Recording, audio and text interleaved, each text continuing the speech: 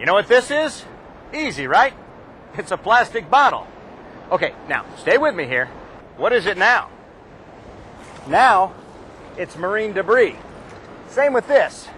Now it's a wrench, and now it's marine debris. If you work in the oil and gas industry, you've probably heard a lot about marine debris. As an industry, we're working really hard to keep our stuff out of the water, and that's what this video is all about. But that doesn't mean that the marine debris problem has been solved. Au contraire. We still contribute to the problem unintentionally.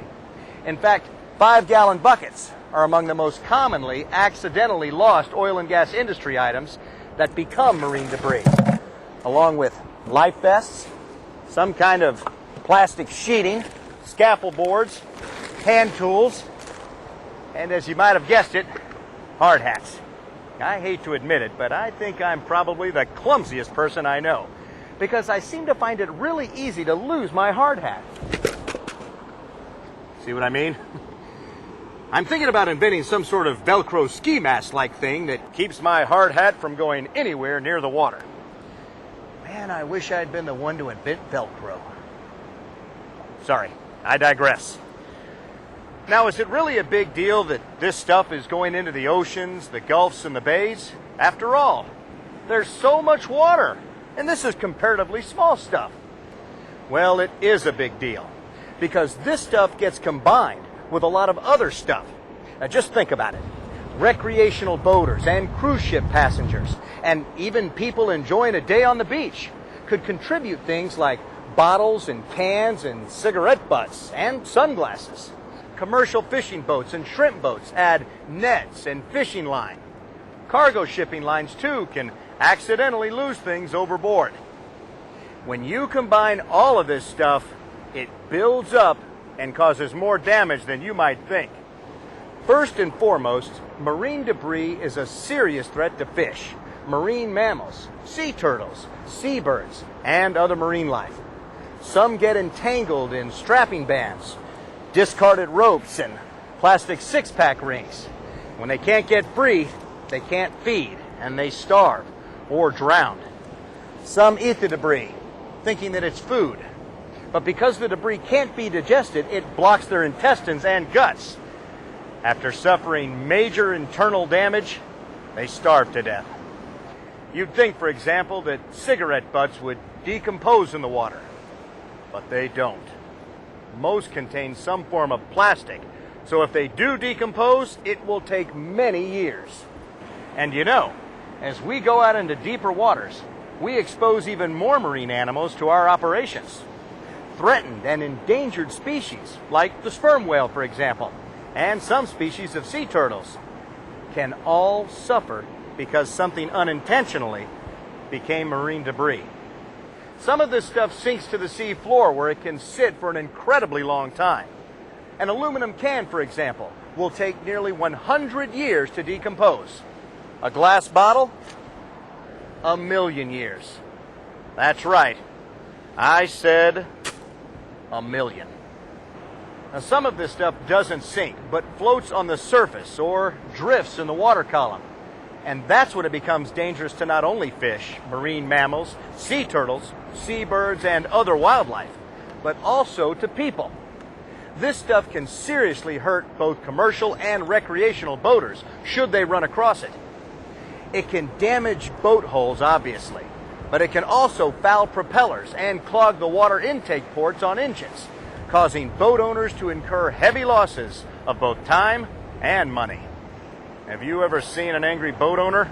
Ooh, I sure have, and Mom was pretty mad, let me tell you. What doesn't sink is going to drift and may end up on somebody's beach or shore. Every year, for example, volunteers like these in Corpus Christi, Texas, have to do major beach cleanups from South Padre Island, Texas, to Fort Myers, Florida. Volunteers from communities that share the Gulf of Mexico have to go out and clean up trash, cans, bottles, even people's butts. And when there aren't enough volunteers, our taxpayer dollars have to be spent so that our beaches and parks aren't trashed. And like that bottle trying to decompose, it can take millions.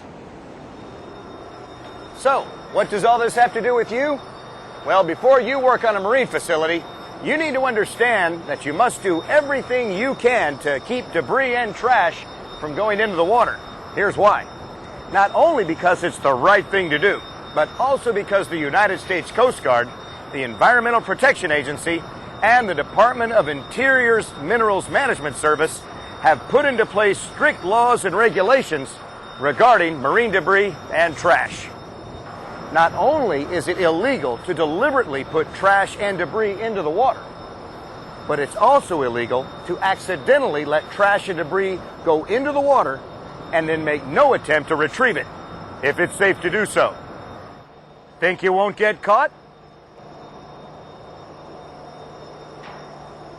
Think again. The rules and regulations also specify that all equipment, tools, and containers must include durable identification markings so that it can be traced back to the facility from which it was lost.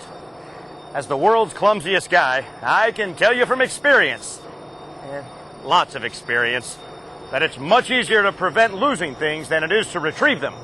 That's why I use a tethered chin strap on my hard hat until I can get my new invention patented, and always check to see that buckets are secured. Other things I do that you should do too. I use cigarette butt containers. I tie things down, secure them, and stow them. I store loose items in baskets or lockers. And I always make sure that when I throw something away, the lid on the trash bin is in place and fits tightly. Look, I don't want somebody driving down my street throwing trash onto my lawn, which I could eat and choke on. I mean, my dog could eat and choke on.